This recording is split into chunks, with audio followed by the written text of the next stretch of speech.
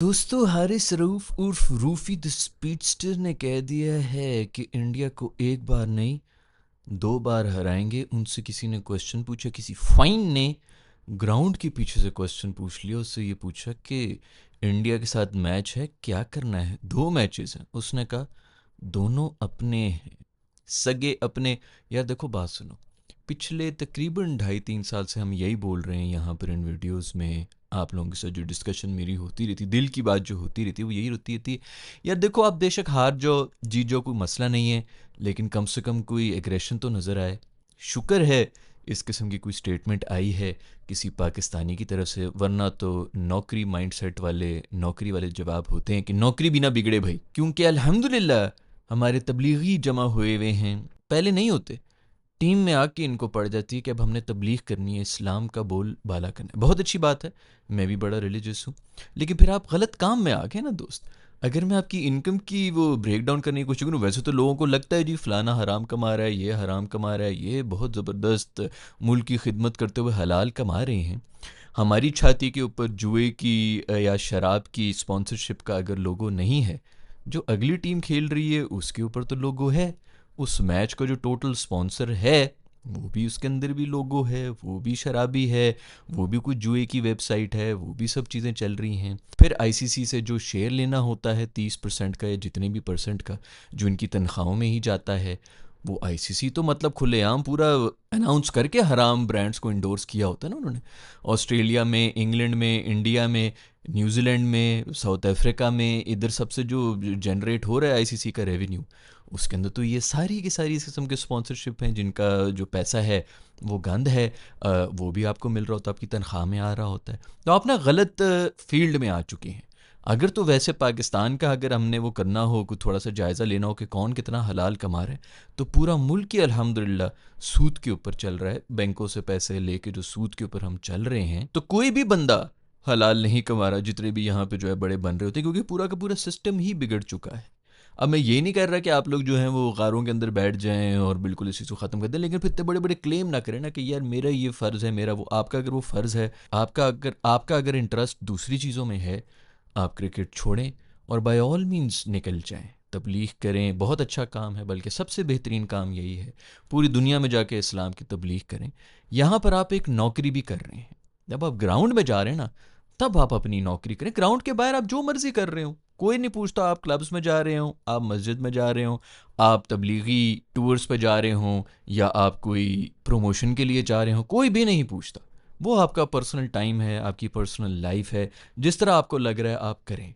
लेकिन जब आप बाउंड्री रोप से अंदर चले जाते हैं ना ग्राउंड में, as a representative of Pakistan cricket team, तब आपकी कोई और जॉब हो जाती है। यहाँ पर हमारे प्लेयर्स जो हैं वहाँ पर भी जाके इखलाक से जीतने की कोशिश कर रहे हैं। कोई ख़तरों के गिफ्ट दे रहा है बच्चों को कि जी आपके बस हम आपका बेटा हमारा बेटा, सब चीज़ें करके जो है बहुत प्यार मोहब्बत हो रही है। उसके बाद इखलाक से जीतने की कोशिश कर रहे हैं। आप कभी भी नहीं जीतेंगे। आप सच्चे हो जाएं, आप चढ़ के आएँ, आप वाकई जो है इंडिया में भी लोग आपकी तारीफ़ें करेंगे कि यार मर्द के बच्चे आए हैं, शेर के बच्चे हैं जिनके साथ हम खेल रहे हैं। तो वो खैर हमारी ये जो जनरेशन थी, आई डोंट नो अभी भी वो समझी है कि नहीं समझी। हार जीत एक अलग बात होती है, लेकिन आपका वो जो एटीट्यूड होता है, आई होप कि इस दफ़ा जो विराट कोहली नहीं है, रोहित शर्मा नहीं है, जिनके ये एज फैन बॉयज़ जाते थे कि सर आपको बॉलिंग करा देना हमारा यही सबसे बड़ा सपना था, अब वो उनका कम से कम वो स्टारडम ख़त्म हुआ होगा, तो अब शायद को थोड़े शेरों की तरह आएँ, कुछ सर पे बॉल मारने की कोशिश ही कर लें। छक्का खाओ भाई, लेकिन कोशिश तो करो ना, एग्रेशन तो नज़र आए। इंडियंस को ज़्यादा पसंद आएंगी ये हरकतें। वो खुद जो है वो शुएब अख्तर, वसीम, वकार के इसीलिए इतने बड़े फैंस थे क्योंकि वो चढ़े हुए होते थे। ये पता नहीं, इस तरह एक तो हमारी पूरी आवाम जो है ना, हर किसी को हमने खुश करना है। ये पता नहीं पॉलिटिशियन से आ गया है, बचपन से ही आया है। पूरा दिन अगर न्यूज़ चैनल्स देखते रहें, पॉलिटिक्स को देख देख के उनके अंदर जिस तरह वो बातें कर रहे होते हैं, सब कुछ जीतने की कोशिश कर रहे होते हैं, हिपोक्रेसी जो हम देख रहे होते हैं 24 घंटे, फिर वही हमारी हीरोज़ और आइडियल बने हुए हैं। तो सब यहाँ पे पॉलिटिशियन है। जो भी घुसा है किसी भी स्पोर्ट के अंदर, उसको ये लगता है कि अब मैं इस मुल्क को भी बचाऊंगा, बल्कि अवाम जो है उसको मसीहा बना देती कि तू हमारे सारे मसले हल कर देगा। अबे यार, वो गुल्ली डंडा खेल रहा है, वो एक लकड़ी का टुकड़ा है जो बॉल मिडल करने के अंदर उसके अंदर कोई महारत हासिल हुई भी है। उस तरह कारपेंटर की भी एक महारत होती है, डॉक्टर की भी होती है, टेक्नीशियन, हर किसी की अपनी अपनी एक कोई महारत होती है। उसको उसके ऊपर जज करो भाई। वो तुम्हारा मसीहा नहीं है जिसका हम इंतज़ार कर रहे हैं पाकिस्तान के। ना सिर्फ लोग कहते हैं औरतें इंतज़ार कर रही होती, यहाँ के मर्द भी इंतज़ार कर रहे हैं, एक प्रिंस आएगा जो मुझे बचा लेगा ड्रैगन से। सो वो मसीहा माइंडसेट है। हमने हीरोज़ बना बना के उनको जो है कुछ ज़्यादा ही वो कर दिया होता है। तू भाई क्रिकेटर है, जा जाके सर फाड़ के वापस आ जा, कोई मसला नहीं है। हार जाओ जीत जाओ उसके ऊपर अलग जजमेंट होगी। बाकी चीज़ों पे आपको परफेक्ट होने की कोई ज़रूरत नहीं है। खैर, इससे बहुत ज़्यादा हमारी आवाम के भी मसले हैं। जो भी बंदा ऊपर आ जाए उनको देखना शुरू हो जाए तो वो कहते हैं अब तू परफेक्ट है, अब तू हमारे लिए जो है सारे काम तू करेगा, मेरी नलके में पानी नहीं आ रहा वो भी तेरा काम है, दुनिया में कहीं किसी पर जुल्म हो रहा है उसके खिलाफ आवाज़ उठाना भी तेरा काम है। भाई तेरा काम है बॉल को मिडल करना, और अगर बॉलर है तो यॉर्कर मारना। तू अपना वही काम कर, अपना काम छोड़ के बाकी सब दूसरे काम में बुझे। खैर, ये हारिस का जो बयान है मुझे बड़ा अच्छा लगा क्योंकि फ़ौरन उसका जवाब आया है। यही मैं चाहता हूँ, स्पेशली अगर आप फास्ट बॉलर हैं, आपका तो माइंडसेट ही ये होना चाहिए। वो एक ज़माना होता था, ये शुएब अख्तर वगैरह बाउंसर मारते थे, अगले का सर फट रहा होता था, मुंह से खून निकल रहा होता था, तो इनको टीम वाले पीछे कर देते कि तुम ना जाके देखना कि बैट्समैन जो है बिलक रहा है, तड़प रहा है, उसको लगी है तो इसके दिल में जो है थोड़ा सा वो हो जाए, तू वहाँ पे जा बेटा, तू वापस आके दोबारा जो है इसे डबल स्पीड में मार, इसके सर में मार। इस किस्म का माइंडसेट हुआ करता था। ये कोई पुराना माइंडसेट नहीं है, अभी 90s 80s की ही बात है, जिसके अंदर पसलियाँ तोड़ा करते थे। पता नहीं किस किस्म की कौन सी ब्रीड, डबल रोटी ब्रीड आ चुकी है जिनको ये सिखाया जा रहा है कि नरमी से। और बाकी कोई टीम नरमी नहीं कर रही इस वक्त, बाकी सारी टीम चढ़ी हुई हैं। सिर्फ पाकिस्तानी है जो इखलाक से जीतने की कोशिश कर रहे हैं, सब मसीहा बनने की कोशिश कर रहे हैं। तो खैर, वेल डन हारिस रऊफ, यही अप्रोच चाहिए। हूँ छक्के ना खाना, हरा भी देना, चलो लड़ो, 2 मैचेस हैं, बेशक एक जीत जाओ एक हार जाओ कोई फ़र्क नहीं पड़ता, लेकिन शेरों की तरह जीतो, शेरों की तरह हारो, कोई मसला नहीं होता, हार जीत चलती रहती है।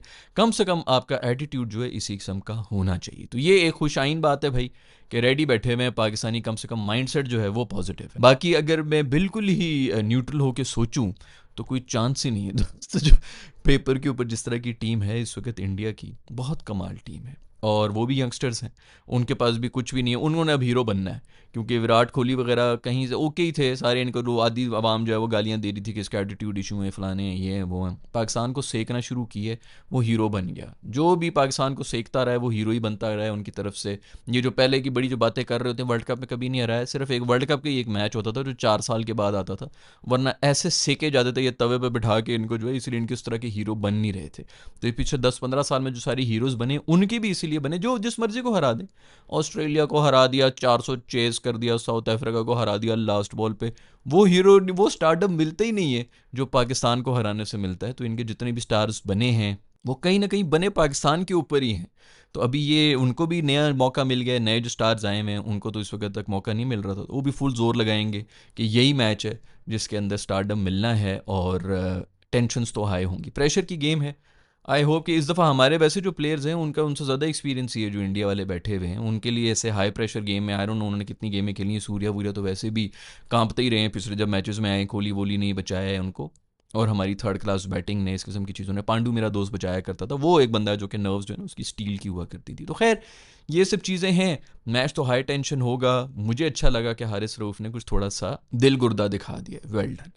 दूसरी बात ये है, ये भी पिछले दिनों लोगों ने मुझे बड़े क्लिप्स भेजे हैं। हमारे मोहसिन नकवी साहब जो हैं उनकी कोई प्रेस कॉन्फ्रेंस हुई थी जिसके बारे में हमने पिछली वीडियो में भी बात की थी। उसके अंदर उन्होंने ये बात कर लिया कि ख़वातीन क्रिकेट के अंदर भी बड़ी सियासतें हो रही थी तो हम उनको ठीक कर रहे हैं। भी से क्या मुराद है तुम्हारा दोस्तों? ये जो यार हम काफ़ी अरसे से लगे रहे हैं इन वीडियोस के अंदर भी कि भाई ये सिर्फ स्ट्राइक रेट की बात नहीं होती है, और बहुत कुछ चल रहा होता है ड्रेसिंग रूम के अंदर, क्या कुछ चल रहा है, किसको किससे इशू हैं, किसको किससे इशू नहीं, सियासतें चल रही हैं भाई।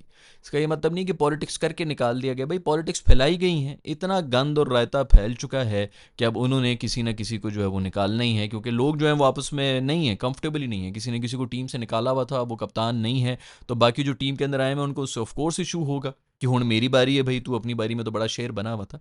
तो इस किस्म के इश्यूज चल रहे हैं भाई, और उन्हीं इश्यूज को ये इन्होंने इसके अंदर जिक्र कर लिया। आई डोंट नो बाकी किसी बंदे ने हाईलाइट किया है कि नहीं किया, मुझे बड़े लोग रील्स भेज रहे थे कि ये देखें जिन्होंने क्या स्टेटमेंट दी है।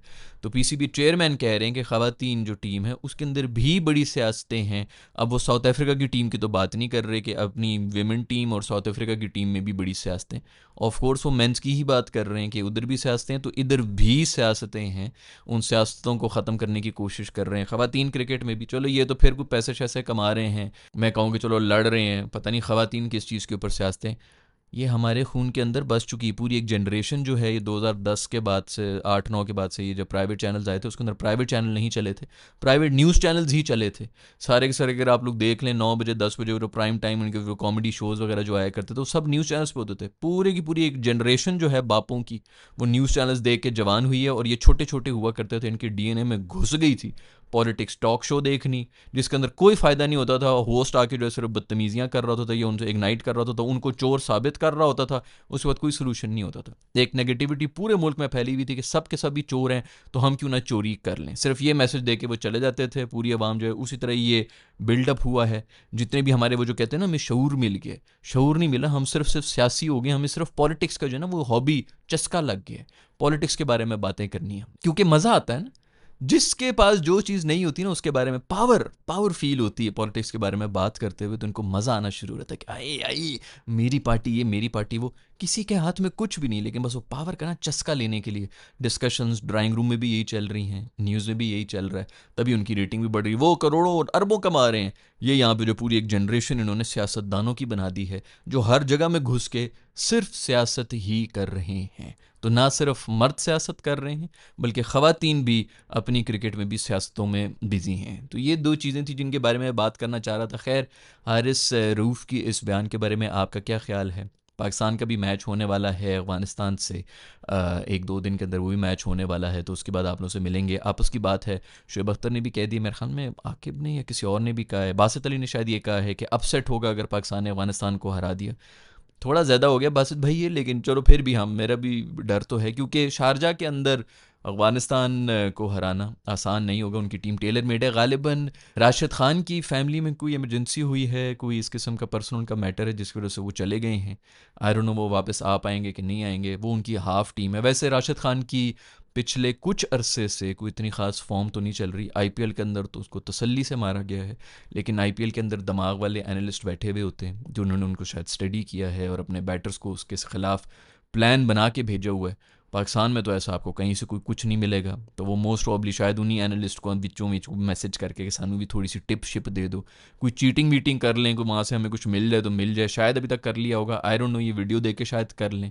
कर लो भाई, उन्हीं से पूछ लो, क्योंकि उसने तसल्ली से कुट खाई है इस दफ़ा आईपीएल के अंदर। उसको अनलॉक कर दिया गया है, उसकी मिस्ट्री विस्ट्री जो इनको समझ आ गई है, वहाँ पर तो उसने बहुत ही कुट खाई है, बहुत ही हल्का गया है उसका आईपीएल। तो फॉर्म तो नहीं है, आई डोंट नो वो टीम में आएगा कि नहीं आएगा। अगर वो आया टीम में तो वो उनकी आधी टीम है। बॉलिंग में तो वो करता ही करता है, बैटिंग में भी एंड में आके जो है वो 25-30 रन जो है वो 7 बॉलों के ऊपर बना के चला जाता है, और हमारा जो है वो स्कोर जो 140 पर होता है 160 हो जाता है। 140 हम मर मर के चेस करते हैं, 160 पे तो गेम ही ओवर हो जाती है। 160 आना हो तो वो आके 180 पे करके चला जाता है, ठप्पा लगा के चला जाता है कि बाय बाय ख़त्म, सब कुछ ख़त्म हो चुका है। तो आई होप कि हमारे कोई एनालिस्ट जो है वहाँ के किसी गोरे शोरे से, वो जो काबिल लोग हैं जो कि पूरा स्टडी करते हैं अपनी जॉब को, जो है वो बेसिकली अपना काम कर रहे होते हैं ना, सियासतों में बिजी नहीं होते, तो उनके पास कोई ऐसी इन्फॉर्मेशन होगी उनसे ले लें। अगर वो वापस आ गया तो वो आधी उनकी टीम है। उसके अलावा भी उनकी टीम बहुत सॉलिड है। वो बाकी वो गोरे चिट्टे जो हैं वो उनके कोई स्पिनर वगैरह हैं, सारी उनकी तो एक पूरी ब्रीड आ गई है, और इन कंडीशंस के अंदर तो वैसे भी वो चलेंगे।